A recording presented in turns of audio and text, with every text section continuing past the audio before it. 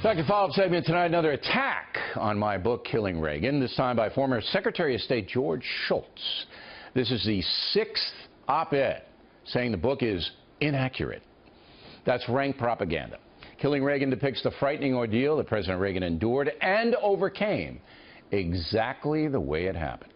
To assert, as these coordinated articles do, that Ronald Reagan did not have a downward spiral in 1987 is simply preposterous.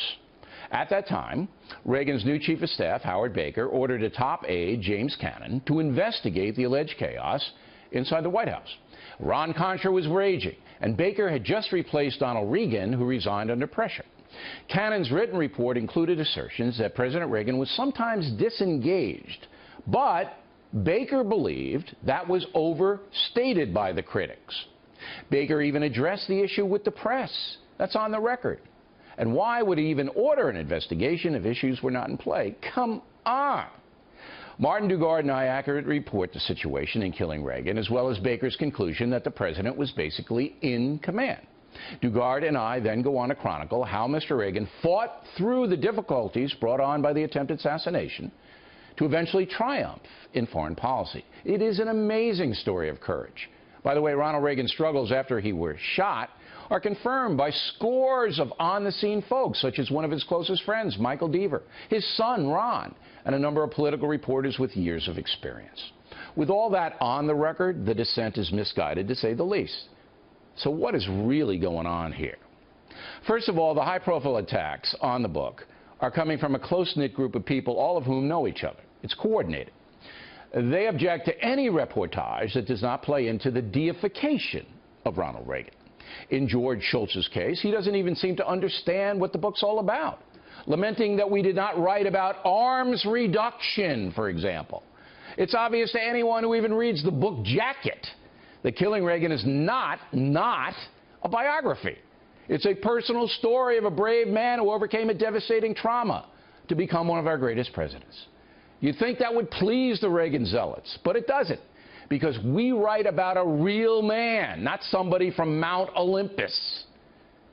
Ronald Reagan once tried to join the Communist Party, did things as an actor he was not proud of, had regrets. In short, he had flaws like we all do. How he overcame them is the heart of the book. The first wave of attacks on Killing Reagan were printed in the Washington Post, whose publisher has a relationship with the hatchet men who wrote the articles, and who is actually a fundraiser for an arm of the Reagan Library. Of course, none of that was disclosed by the Washington Post, and when Martin Dugard and I asked for op-ed space to reply, the Post, to its shame, said no. The latest slam appears in the New York Times, which, up until this point, has totally ignored Killing Reagan, even though it is a massive bestseller that dominates its own bestseller list. That's not unusual, as the Times usually deep sixes authors it does not agree with ideologically.